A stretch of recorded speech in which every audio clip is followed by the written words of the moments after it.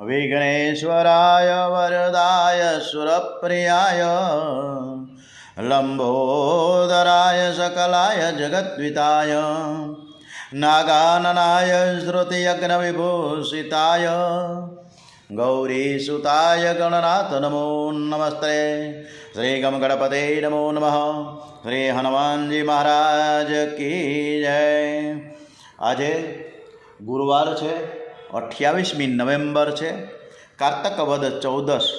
આજની શ્રી ભાગવત કથા સરસ મજાની આપણે શ્રી કૃષ્ણ પરમાત્માને સરસ રીતે સંભળાવીએ એવા ભાવ સાથે સૌ પ્રથમ પહેલાં તો પરમ કૃપાળુ પરમાત્માને સૌનું કલ્યાણ કરતી પ્રાર્થના કરીએ.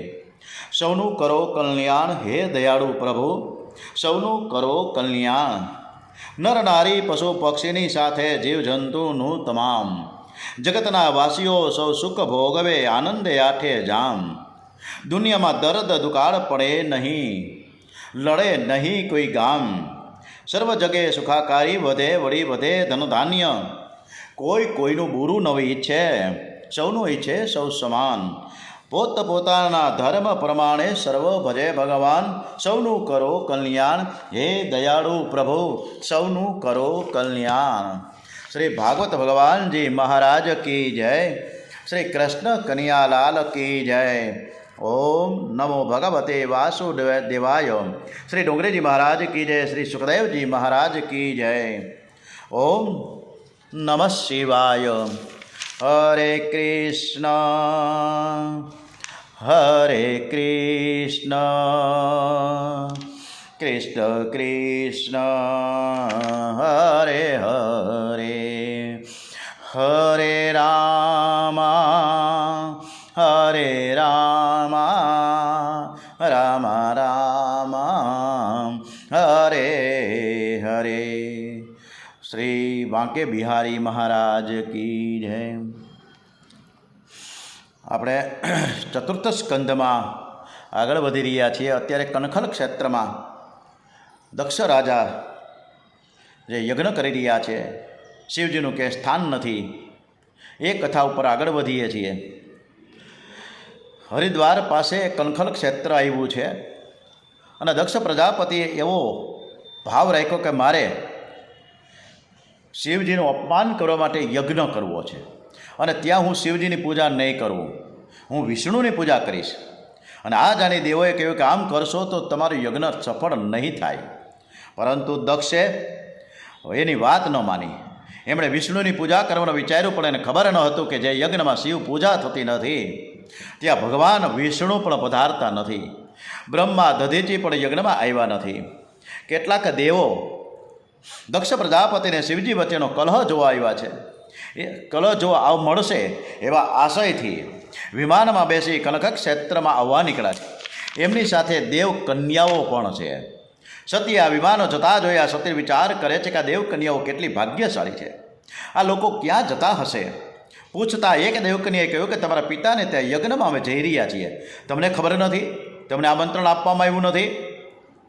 દક્ષે દ્વેષ બુદ્ધિથી શિવજીને આમંત્રણ આપેલું નથી. સતી જાણતા નથી કે મારા પતિ અને પિતા વચ્ચે કંઈક અણબનાવ થયો છે. સતીને પિતાના ઘરમાં પિતાને યજ્ઞમાં જવાની ઘણી ઈચ્છા થઈ. સમાધિમાંથી શિવજી જાગ્યા અને પોતાની વાત એણે શિવજીની સમક્ષ રજૂ કરી કે મારે પિતાજીને યજ્ઞમાં જવું છે.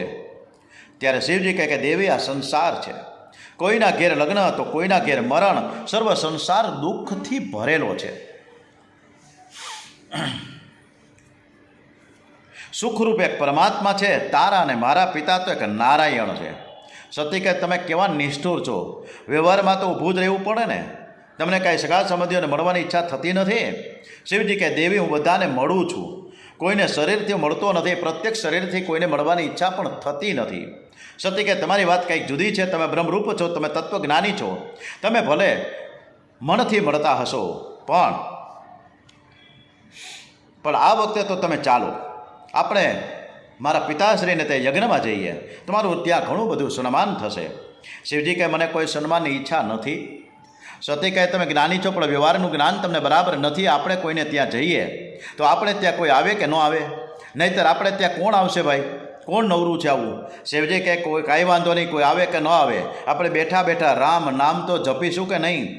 સતી કહે તમે ખોટું ન લગાડો તો એક વાત કહું, દરેક કન્યાને પિયરમાં જવાથી કેવો આનંદ મળે છે તેનું જ્ઞાન તમને નથી. આપ કૃપા કરી મારી સાથે પધારો. શિવજી કહે દેવી, જગતમાં ભટકવાથી શાંતિ નહીં મળે, એક જગ્યાએ બેસીને પ્રભુને રીઝાવો. બહુ ભટકનારના મન અને બુદ્ધિ બહુ ભટકે છે. સત્ય એટલે બુદ્ધિ. શિવજી ભગવાનને છોડીને જાય તો બહુ ભટકવું પડે છે. સત્ય હઠ ચાલુ રાખતા છેવટે શિવજીએ કહ્યું કે કદાચ હું ત્યાં આવવાનો વિચાર કરત, પણ તમને ખબર નહીં હોય કે તમારા પિતાએ ભર સભામાં મારું અપમાન કર્યું છે, એટલે મારું મન થોડું પાછું ઠેલાઈ ગયું છે, ત્યાં જવામાં સાર નથી. સતી કહે કે તમારી કંઈક ભૂલ થતી લાગે છે. મારા પિતા કંઈક અણસમજુ નથી કે પોતાના જમાઈનું અપમાન કરે? તમે મને કહો તો ખરા કે ત્યાં શું બન્યું હતું? શિવજીએ યજ્ઞ પ્રસંગમાં બનેલ સર્વ હકીકત કહી સંભળાવી. સતી કહે તમે ઊભા થઈ મારા પિતાને માન કેમ તો નામ આપ્યું? શિવજી કહે મેં મનથી તમારા પિતાને માન તો આપ્યું જ તું, હું કોઈનું ક્યારેય અપમાન કરતો જ નથી. સતી કહે તમે વંદન કર્યું તેને થોડી તેને ખબર પડે, કોઈના મનની તેમને શું ખબર પડે? આ વેદાંતની પરિભાષા છે. મારા પિતાના અંતરમાં રહેલ વાસુદેવ કૃષ્ણને તમે વંદન કર્યા, એ મારા પિતાને કઈ રીતે ખબર પડે? તમે વાત હવે ભૂલી જાઓ અને જવાની તૈયારી કરો, આપણે સાથે જઈએ. શિવજી કહે દેવી હું ભૂલી ગયો છું, પણ તારા પિતા હજુ ભૂલ્યા નથી. શિવજીને જવાની ઈચ્છા નહોતી, પણ સતી જવા માટે દુરાગ્રહ કરી રહ્યા છે. અને આથી સતીને સમજાવતા શિવજી કહે કે જ્યાં મને મન માન નથી ત્યાં જવાથી તમારું અપમાન થશે. તમે માનીની છો, અપમાન સહન નહીં કરી શકો, માટે ત્યાં તમે જવાનું માંડી વાળો, ત્યાં જશો નહીં, મહા અનર્થ થશે. છતાં સતીએ કંઈ માન્યું જ નહીં. એને વિચાર કર્યો કે હું યજ્ઞમાં જઈશ, નહીં તો પિતા અને પતિ વચ્ચેનો વેર વધશે, સર્વને વેરની જાણ થશે. હું ત્યાં જઈને પિતાજીને કહીશ કે હું તો વગર આમંત્રણ આવે છું, પણ મારા પતિ વગર આમંત્રણે નહીં આવે, માટે ભાઈને તેમને બોલાવવા માટે મોકલો. પિતાને પતિમાં વેર ઉત્પન્ન થયું છે તેની શાંતિ હું કરીશ. આજે શિવજીની આજ્ઞા નથી, છતાં પિયરમાં જવા માટે સતી તૈયાર થયા છે. સતીએ ઘરનો ઉંબરો ઓળંગ્યો. જે દિવસે ઘરમાં ખટપટ થાય તે દિવસે ઘર છોડવું નહીં. ઘર છાંડે તો બહાર સુખી થઈ શકતા નથી. શિવજી મનમાં વિચાર કરવા લાગ્યા છે કે મારી ના મરજી છતાં સતી પિયર જાય છે, પરિણામ સારું નહીં આવે. હવે જાય છે તો પાછી આવશે નહીં. ભલે જાય પણ એકલા જાય તે ઠીક નથી. આથી સતી સાથે તેમણે ગણોને મોકલ્યા છે. સુખદેવજી વર્ણન કરે છે કે રાજન, ગણો કહે છે કે માતાજી તમે ચાલતા જાઓ તે ઠીક નથી. સતી નંદકેશ્વર ઉપર સવાર થયા. શિવજીએ સતીની સામગ્રી પોટલામાં બાંધી, હવે તે પાછી આવવાનું નથી. જાય છે તો પોતાનું સર્વસ્વ લઈને જાય. સતીની વસ્તુ અહીં રહેશે તો મારા કૃષ્ણ ભજનમાં વિક્ષેપ થશે. શિવ સતીનું આ છેલ્લું મિલન હતું. વ્યાસજીએ રસ્તાનું વર્ણન કર્યું નથી, કારણ કે સતીને જવાની ઉતાવળ છે. સતી જ્યારે યજ્ઞ મંડપમાં પ્રવેશ્યા ત્યારે શિવજીના અર્ધાંગીની જાણીને સૌએ તેને માન આપ્યા, પણ સતીને તેથી સંતોષ ન થયો. આદ્ય શક્તિ જગદંબા આજે પિતાના દક્ષને વંદન કરે છે. દક્ષ મુખ ફેરવી લે છે. સતી ફરીથી પ્રણામ કરે છે કે પિતા હું આવી છું. સતીને જોતા દક્ષને ક્રોધ થયો. આ વગર આમંત્રણે કેમ આવી? દક્ષ નથી, પણ આ તો અદક્ષ છે. અને શિવ મહિમા સ્તોત્રમાં લખ્યું છે ક્રિયા દક્ષો દક્ષ ક્રતો પતિ રધિક્ષતનો ભતા મૃષિર્ણામ માન્ત્વિન જયમ શરણદ સદસ્યાહર સુરગણા ક્રતો વંશમ સ્તતઃ ક્રતો ફલ વિધાનભ્યસ્ય શાનિનો ધ્રુવમ કર્તુ શ્રદ્ધા વિદુરમ મવેર મારાય હિ મખા. દક્ષ પ્રજાપતિએ પોતાની પુત્રીને સામે જોયું પણ નહીં.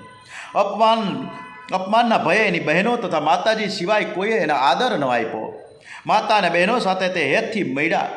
એમને બેસવા માટે આસન આપ્યું, પરંતુ પિતા તરફથી અપમાન થયેલા સતીએ તે તરફ જોયું પણ નહીં, ધ્યાન પણ ન આપ્યું.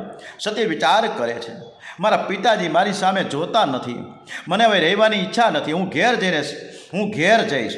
શિવજી તો ઉદાર છે, તે મારો સ્વીકાર કરશે. સતી યજ્ઞ મંડપમાં ફરે છે, જુએ છે તો સર્વદેવોની સ્થાપના હતી. એક શિવજીની સ્થાપના નહોતી. સતીએ જોયું તો યજ્ઞમાં દરેક દેવને યજ્ઞ ભાગ આપવામાં આવેલો, પણ શિવજીને યજ્ઞ ભાગ આપવામાં આવ્યો નથી. શિવજીનું આસન પણ રાખવામાં આવ્યું ન હતું.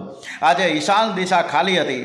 પિતાએ સતીનું અપમાન કર્યું તે સતીએ સહન કર્યું, પણ સતીથી શિવજીનું અપમાન સહન ન થયું. સતીને અતિ દુઃખ થયું. સતીને ક્રોધ આવ્યો. માથે બાંધેલ વેણી છૂટી ગઈ. દેવો માતાજીને વંદન કરીને કહે છે કે માતા તમે ક્રોધ કરો નહીં. સતી કહે, ક્રોધ હું બીજા ઉપર નહીં કરું, મારા શરીર ઉપર જ કરીશ. આ શરીરથી મેં પાપ કર્યું છે, પતિની આજ્ઞાનો મેં ભંગ કર્યો છે. આથી આ મારા શરીરને હું બાળીને ભસ્મીભૂત કરી નાખું. યજ્ઞ મંડપમાં સતી 23 શ્લોકોમાં પિતાને સંબોધીને કહે છે કે જે શરીરને આત્મા ગણે છે તે શિવ તત્વને શું જાણે. મોટા મોટા ઋષિદેવો શિવજીના શરણનો આશ્રય લે છે.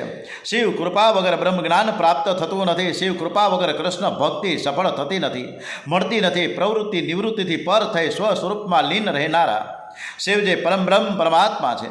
મને વાતનું ખૂબ જ દુઃખ થયું છે કે શિવ નિંદા કરનારા દક્ષની હું કન્યા છું. સતી ઉત્તર દિશા તરફ મુખ રાખીને બેઠા છે. શરીર છોડવા યોગ માર્ગમાં સ્થિર થયા. શિવજીનું ઓમ નમઃ શિવાય, ઓમ નમઃ શિવાય, ઓમ નમઃ શિવાય, ઓમ નમઃ શિવાય, ઓમ નમઃ શિવાય, ઓમ નમઃ શિવાય. શિવજીનું ધ્યાન કરતાં કરતાં સતીએ શરીરમાં અગ્નિ તત્વની ભાવના કરી. અંદરથી ક્રોધાગ્નિ બહાર આવ્યો. શરીર બળવા લાગ્યું. આદ્ય શક્તિ જગદંબાનું અપમાન થયું છે. હવે દક્ષનું કલ્યાણ નથી. માતાજીના શરીરને કોણ બાળી શકે? અગ્નિને બાળવાની શક્તિ તો શિવજીએ આપી છે. એ તો માતાજીની લીલા છે. નારદજી કૈલાસમાં શિવજી પાસે પધાર્યા. કૈલાસમાં શિવજી સનકાદિક ઋષિઓને બ્રહ્મ વિદ્યાનો ઉપદેશ કરી રહ્યા હતા. નારદજી કથામાં બેસીને રડ્યા કરે છે. શિવજીએ તેનું કારણ પૂછ્યું. નારદજી કહે કે નાથ, તમને ખબર છે યજ્ઞ મંડપમાં તમારું અપમાન સહન નહીં થવાથી સતી માતાએ પોતાના શરીરને બાળી નાખ્યું છે. એમણે દેહ ત્યાગ કર્યો છે. આદ્ય શક્તિનો નાશ ન થાય. સતી ગુપ્ત રીતે શિવમાં મળી ગયા છે. નારદજી કહે કે આપ આ લોકોને સજા કરો. શિવજી કે મારે કોઈને સજા કરવી નથી. પણ જ્યારે નારદજીએ કહ્યું તો ત્યારે તમારા ગણોને પણ માર પડ્યો છે. આ જાણીને શિવજીને થોડો ક્રોધ થયો. જટામાંથી વીરભદ્ર પ્રગટ થયા. શિવજીએ આજ્ઞા કરી, દક્ષ પ્રજાપતિનો જે યજ્ઞ થઈ રહ્યો છે તે યજ્ઞનો તું નાશ કર. વીરભદ્ર યજ્ઞ મંડપમાં આવ્યા. બધું ખેદાન મેદાન કરીને કોઈ યજ્ઞનો નાશ કર્યો. યજ્ઞ ભૂમિ સ્મશાન ભૂમિ બની ગઈ. યજ્ઞનો વિધ્વંસ થયો. દક્ષને પકડીને તેનું મસ્તક ધડથી અલગ કર્યું. દક્ષના યજ્ઞમાં જે બ્રાહ્મણો ગયા તેને માર પીડ્યો. દેવોને સજા થઈ. દેવો ગભરાઈ ગયા. બ્રહ્માજીને શરણે ગયા. બ્રહ્માજીએ તેને ઠપકો આપ્યો, જે યજ્ઞમાં શિવ પૂજા થતી ન હોય અને ત્યાં તમારાથી જવાય જ કેમ? છતાં પણ તમે ત્યાં જઈને મોટી ભૂલ કરી. હવે તમે શિવજી પાસે જઈને તમારી ભૂલની માફી માંગો. દેવો કહે કે અમારી એકલા જવાની હિંમત થતી નથી. આપ અમારી સાથે ચાલો. શિવજીની કૃપા વગર સિદ્ધિ મળતી નથી. દેવો બ્રહ્માજીને સાથે લઈને કૈલાસમાં આવ્યા છે. શિવજીને પ્રણામ કરીને બેઠા. બ્રહ્માજી સાષ્ટાંગ પ્રણામ કરીને હસતા હસતા કહે છે કે યજ્ઞને ઉત્પન્ન કરનાર આપ છો અને વિધ્વંસ કરનાર પણ આપ છો. યજ્ઞ પરિપૂર્ણ થાય તેવું તમે કરો. તમે પણ ત્યાં પધારો. શિવજી ભોળા છે, સરળ છે. યજ્ઞમાં આવવા તૈયાર થયા. એ દેવો સાથે યજ્ઞ મંડપમાં આવ્યા. જોયું તો મહા ઉત્પાત મચી ગયો. યજ્ઞ મંડપમાં રુધિરની નદીઓ વહેતી હતી. આ બધું જોઈ તેને લાગ્યું કે નક્કી આ બધું જ કામ પોતે મોકલેલા વીરભદ્રનું છે. એમણે વીરભદ્રને ઠપકો આપ્યો. વીરભદ્રે માફી માંગી. દક્ષના ધડ ઉપર બકરાનું માથું ચોંટાડવામાં આવ્યું. શિવજી કૃપા દ્રષ્ટિથી જુએ છે. દક્ષ પ્રજાપતિ જાગૃત થાય છે અને શિવ સ્તુતિ કરવા લાગે છે. દક્ષ પ્રજાપતિ શિવજીને પાસે આવી એની પૂજા કરતા કહેવા લાગ્યા કે મારે પુત્રી સતીના દર્શન કરવા છે. આપ કૃપા કરીને મારી ઈચ્છા પૂર્ણ કરો. શિવજી ધરતી સામે જોઈને સતીજીને પૂછ્યું કે તમારે બહાર આવવું છે? સતીએ ના પાડી. હરિદ્વાર પાસે કલખલ તીર્થ ક્ષેત્રમાં ગંગા કિનારે દક્ષેશ્વર મહાદેવનું મંદિર છે. દક્ષ પ્રજાપતિએ શિવજીનું પૂજન કર્યું, ક્ષમા માંગી. ત્યાં ચતુર્ભુજ નારાયણ પ્રગટ થયા છે. પ્રભુએ બધાનો ઉપદેશ કર્યો. શિવ મારો આત્મા છે. શિવમાં કુભાવ રાખે તે મારામાં કુભાવ રાખવા સમાન છે. હરિહર બંને એક જ છે. સેવક સખા સ્વામી શિવ મોરે. આ ભગવાન શંકર નારાયણના સેવક છે. શ્રી રામચંદ્રજીના સેવક છે, સખા છે અને સ્વામી પણ છે. શિવજીના મહિમાનું કોણ વર્ણન કરી શકે? 2 અક્ષરનું નામ શિવ મુખમાંથી નીકળે તો અનેક પાતકોનો વિનાશ થાય છે. પ્રભુએ દેવોને ઉપદેશ કર્યો. શિવજીમાં અને મારામાં જરાય ભેદ નથી. ભક્ત અને ભગવાન અંદરથી એક જ હોય છે. જ્યારે પ્રભુએ રામેશ્વરની સ્થાપના કરી ત્યારે ઋષિએ રામજીને પૂછ્યું કે મહારાજ, રામેશ્વરનો અર્થ તમે મને સમજાવો. રામજીએ સરળતાથી અર્થ કર્યો છે કે રામના જે ઈશ્વર હોય તે રામેશ્વર. શિવ મારા સ્વામી છે અને હું એની પૂજા કરું છું. રામજીનો આ અર્થ શંકર ભગવાનને ગમ્યો નહીં. શિવજી પ્રગટ થયા અને કહ્યું કે ના ના, એવું જરાય નથી. રામ ઈશ્વર યસ્ય સહ રામેશ્વર. એનો અર્થ એ કે રામ છે ઈશ્વર જેના એ રામ છે ઈશ્વર, જેના તે હું રામદાસ છું, અને શ્રી રામ તો મારા સ્વામી છે. હું આખો દિવસ રામ નામનો જપ કરું છું. ઋષિએ કહ્યું કે રામ અને શિવ એક જ છે, શ્રી કૃષ્ણ અને શિવ એક જ છે, હરિહરમાં ભેદ રાખવો નહીં. શિવસ્ય હૃદયમ વિષ્ણુ, વિષ્ણુ હૃદય શિવમ. ભક્ત અને ભગવાન એક જ હોય. હરિહરમાં ભેદ રાખે તેનું કલ્યાણ થતું નથી. શિવ કૃપા વગર સિદ્ધિ મળતી નથી, બ્રહ્મ વિદ્યા મળતી નથી. જીવ અને શિવ તત્વ એક જ છે એ બતાવવાનું ભાગવતનો આ હેતુ છે. સવારે 8 વાગે આપણે ભેગું થવાનું હતું નવીનભાઈ. કૃષ્ણ કનૈયા લાલ કી જય. કૃષ્ણ કનૈયામાં કથામાં હમણાં ખૂબ સરસ મજાનું રામેશ્વર દાદા, રામેશ્વરજી અને રામચંદ્રજી છે કે હું તો રામ છે એ મારા સ્વામી છે, હું તો ફક્ત રામદાસ છું, શિવજીએ એમ કીધું છે. અને રામચંદ્રજીએ રામેશ્વર દાદાની સ્થાપના કરી, પૂજા અર્ચના કરી. ક્યાં? લંકામાં જતા પહેલાં રામેશ્વરમાં. કે આગામી સમયમાં આપણે ફેબ્રુઆરી એન્ડમાં રામેશ્વર, કે જે હમણાં જ નવો રેલવેનો પુલ બની ગયો છે, ટ્રાયલ બેઝ ઉપર ટ્રેન ચાલુ થઈ ગઈ છે, અને થોડા જ સમયમાં છેક રામેશ્વર સુધી આ ટ્રેન પહોંચી જશે. આ રામેશ્વરની કથા સમયે આપણે બધા જ રામેશ્વર દાદાના દર્શન કરીશું. ત્યારે એક વાત કરવાનું મને મન થયું છે, તો હું થોડી વાત કરી લઉં રામેશ્વર અને શ્રી રામચંદ્રજીની. જ્યારે લંકામાં પ્રવેશ કરવાનો તો એ પહેલાં રામેશ્વરમાં બિરાજમાન રામચંદ્રજીને એક થોડોક વિચાર આવ્યો કે મારે અહીંયા શિવજીની પૂજા અર્ચના કરવી છે, એની ઉપાસના કરવી છે, અને પછી હું લંકા ઉપર ચડાઈ કરું, એ પહેલાં હું નહીં કરું. આવો વિચાર એને આવ્યો. બહુ સરસ મજાનો કે રામેશ્વરજીનો મારે અહીંયા સ્થાપના કરીને પૂજા અર્ચના શિવજીને કરવી છે. આ વાત જાંબુવંતજી પાસે પહોંચી છે. જાંબુવંતજી આવ્યા છે, નમસ્કાર કરે કે પ્રભુ, આપને એક વિચાર એવો છે, મને તમારા મનની વાત મને સ્પર્શી ગઈ છે, મને પણ વાત જાણવા મળી કે તમને આવો વિચાર આવ્યો છે કે તમે રામેશ્વરજીની સ્થાપના કરી, પૂજા અર્ચન કરીને પછી આગળ વધવા માંગો છો. તો કે હા બિલકુલ, મારે આ રીતના જ કરવું છે. તો આવતીકાલે સવારના 8 વાગે આપણે અહીં રામેશ્વરજીની પૂજા અર્ચના કરીએ. જાંબુવંતજીએ કહ્યું પ્રભુ, તમે ક્ષત્રિયો છો ને અમે બધા વાંદરા છીએ, હું તો રીછ છું, તો આ રીતના આપણે કઈ રીતે પૂજા અર્ચના કરીએ? આપણને બીજું કંઈ આવડતું નથી, શ્લોક કર્મકાંડ તો કાંઈ આવડતા નથી, આજુબાજુમાં કંઈ બ્રાહ્મણ તો છે નહીં. હું શોધવા પ્રયત્ન કરું, ચારે બાજુ વાંદરાઓને મોકલા, પણ ક્યાંય સારો વિદ્વાન જ્ઞાની પુરુષ બ્રાહ્મણ મળ્યો નહીં.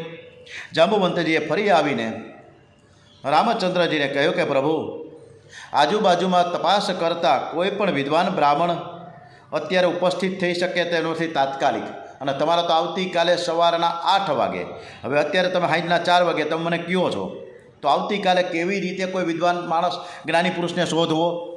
પણ મને એક વિચાર આવે છે, જો તમારી અનુમતિ હોય તો આ વિચારું, તમારે આ પ્રસ્તાવ તમને મૂકું.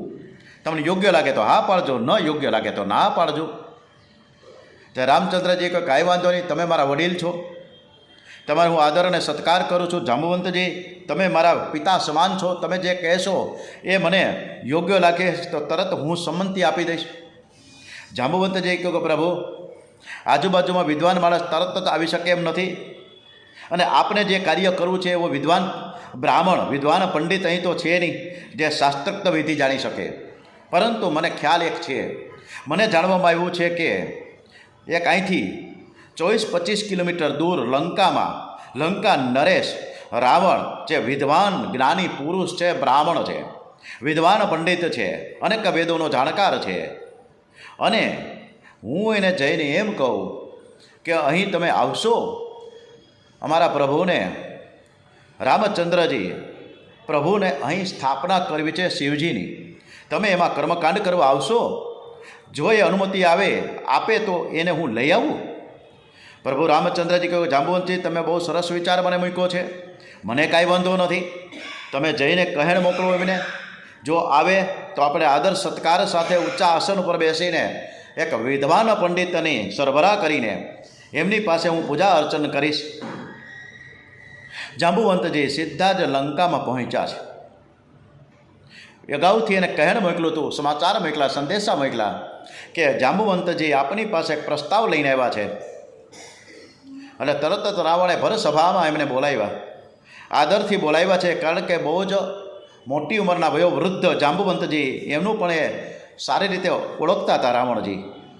એટલે રાવણ એને સન્માન સાથે બોલાવ્યા છે અને ઊંચા આસન ઉપર બિરાજમાન કર્યા કે બોલો, તમારે હું શું સેવા કરી શકું અને શા માટે, તમારું પ્રયોજન શું છે એ પહોંચવાનું. ત્યારે જાંબુવંતજી કે મારું કોઈ પ્રયોજન તો નથી, પણ એક નાનકડી વાત તમને રજૂ કરવા માટે આવ્યો છું અને જો તમને યોગ્ય લાગે તો તમે હા પાડજો.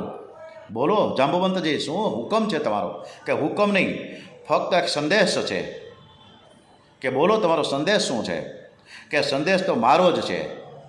એ સંદેશ એ પ્રકારનો છે કે આવતીકાલે સવારે 8 વાગે અમારા પ્રભુ શ્રી રામચંદ્રજી અત્યારે રામેશ્વર સુધી પહોંચી ગયા છે અને ત્યાં એ રામેશ્વર દાદાની સ્થાપના કરીને શિવજીની સાધનાની ઉપાસના અને કર્મકાંડ શાસ્ત્રોક્ત વિધિથી કરવા માંગે છે.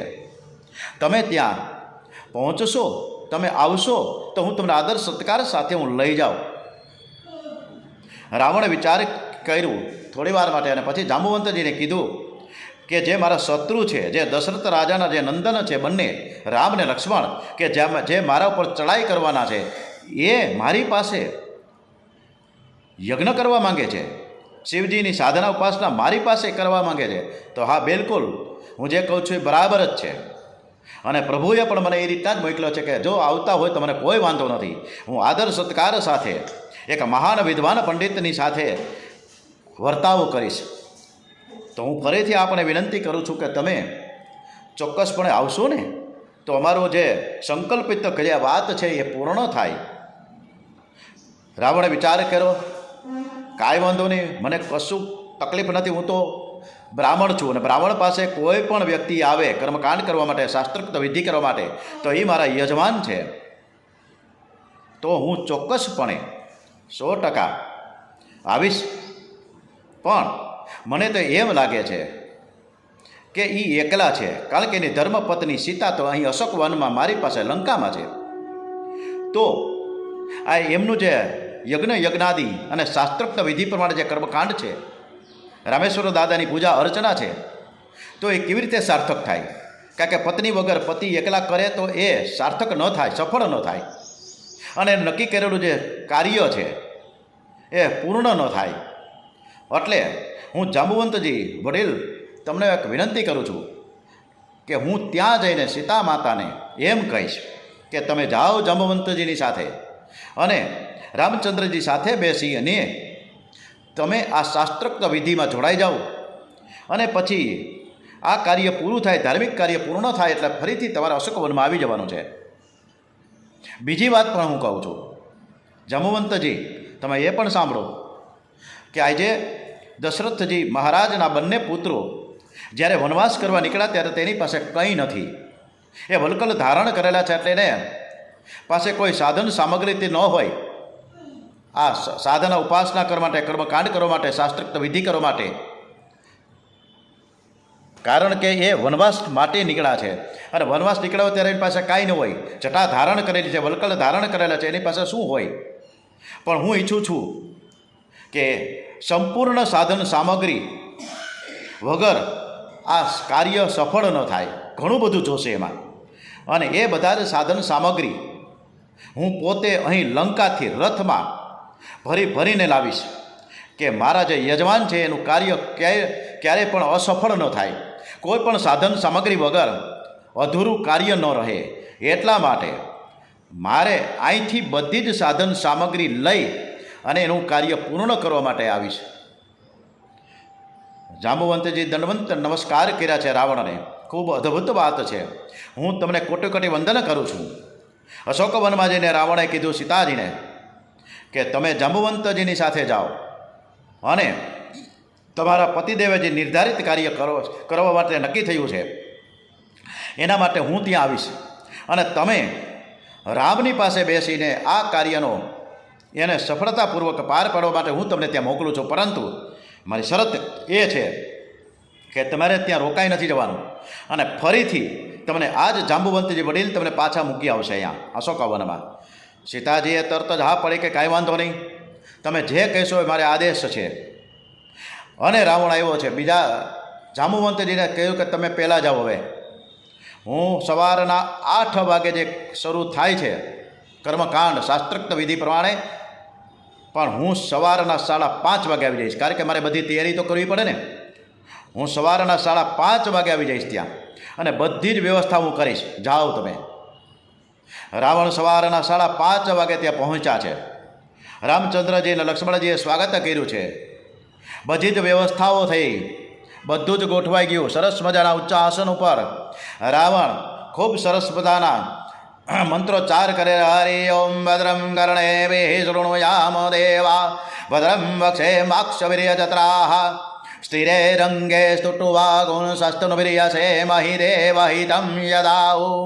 હરિ ઓમ સ્વસ્તિ ન ઇન્દ્રો વૃધસવાઃ સ્વસ્તિ ન પૂષા વિશ્વવેદાઃ સ્વસ્તિ નસ્તાક્ષો હરિષ્ટનેમિ સ્વસ્તિ નો બૃહસ્પતિર્દધાતુ. મંત્રોચ્ચાર શરૂ થયા. એકદમ વેદોક્ત મંત્રોચ્ચાર શાસ્ત્રોક્ત વિધિ પ્રમાણે ખૂબ સરસ મજાના રામચંદ્રજીના શુભ હસ્તે શ્રી રામેશ્વર દાદાની સ્થાપના કરી. બોલીએ શ્રી રામેશ્વર ભગવાન કી જય. ખૂબ સરસ મજાનું રામેશ્વર દાદાનું સ્થાપન થયું છે, જ્યાં 7મું આયોજન રામેશ્વર થઈ રહ્યું છે ફેબ્રુઆરીની એન્ડમાં. બધા જ ત્યાં દર્શન કરશે, 22 ઘાટના દર્શન કરશે, 22 કુંડના જળ સ્પર્શ થશે. ત્યાં પ્રભુએ ખૂબ સરસ મજાનું આ વિધિ વિધાન રાવણ પાસે કરાવ્યું છે. ત્યારે કાર્ય પૂરું થયું ત્યારે પ્રભુએ ઊભા થઈને નમસ્કાર કર્યા છે રાવણને. કહે, હે મહાન પુરુષ, હે વિદ્વાન પંડિત, હે ભૂદેવ, તમે મને સરસ મજાનું આ કાર્ય કરાવ્યું છે, તો આપ જે કહેશો એ મારે દક્ષિણા આપવાની જ હોય. દક્ષિણા વગર કાર્ય અધૂરું કહેવાય. બોલો, તમને હું શું આપું? રાવણે પણ ઊભા થઈને રામની સમક્ષ ઊભા થઈને વાત કરી. હું તમારી સામે દક્ષિણા શું માંગુ? તમારી પાસે કાંઈ છે તો નહીં અત્યારે? ના, એમ ન હાલે. તમારે કાંઈ પણ દક્ષિણા માંગવી જ પડશે. અને જો તમે દક્ષિણા હું ન આપું તો આ કાર્ય અધૂરું કહેવાય. કોઈ પણ ધાર્મિક કાર્ય કરીએ ત્યારે ભૂદેવને યથા યોગ્ય દક્ષિણા આપવી જ જોઈએ. રાવણે કહ્યું કે તમારી વાત બિલકુલ સાચી છે, પરંતુ અત્યારે હું તમારી પાસે કંઈ નહીં માગું, કારણ કે તમારી પાસે કાંઈ છે જ નહીં. પરંતુ હું એટલું જ માંગીશ કે જ્યારે લંકામાં તમે મારી સામે ચડાઈ કરો અને તમે તમારી બાણોથી મારા શરીરને વીંધો અને હું મરું, અને મરતા મરતા હું રામ અને લક્ષ્મણ નિહાળતા તમારા દર્શન કરતા મરું, એ મારે દક્ષિણા જોઈએ છીએ. પ્રભુએ તથાસ્તુ કહ્યું કે હું તમને મોક્ષ ગતિને પ્રાપ્ત કરાવીશ. રાવણ ધીમેથી જવા તૈયાર થયો. પ્રભુએ કહ્યું કે આ સીતાજીને જાંબુવંતજીને કીધું કે તમે પાછા આવીને યથાસ્થાને પહોંચાડો. રાવણે નમસ્કાર કર્યા છે મનોમન રામચંદ્રજીને, અને પાછા યથાસ્થાને સીતાજી પહોંચાય છે.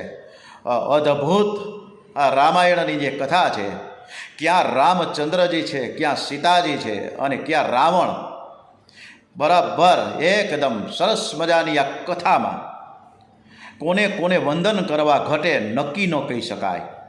આવી આ અદ્ભુત રચનામાં આપણે ધીમે ધીમે આ શિવ તત્વ તરફ આગળ વધતા આવતીકાલે સવારે 8 થી 9 ફરીથી શ્રીમદ ભાગવત કથામાં પ્રવેશ કરીશું. ત્યાં સુધી આપણે વિરામ આપીએ. મહામૃત્યુંજય મંત્ર સોમનાથ મહાદેવ કી જય, દ્વારિકાધીશ કી જય, કૃષ્ણ કનૈયા લાલ કી જય, બાલ કૃષ્ણ લાલ કી જય. ઓમ નમો ભગવતે વાસુદેવાય. ભાગવત ભગવાનજી મહારાજ કી જય.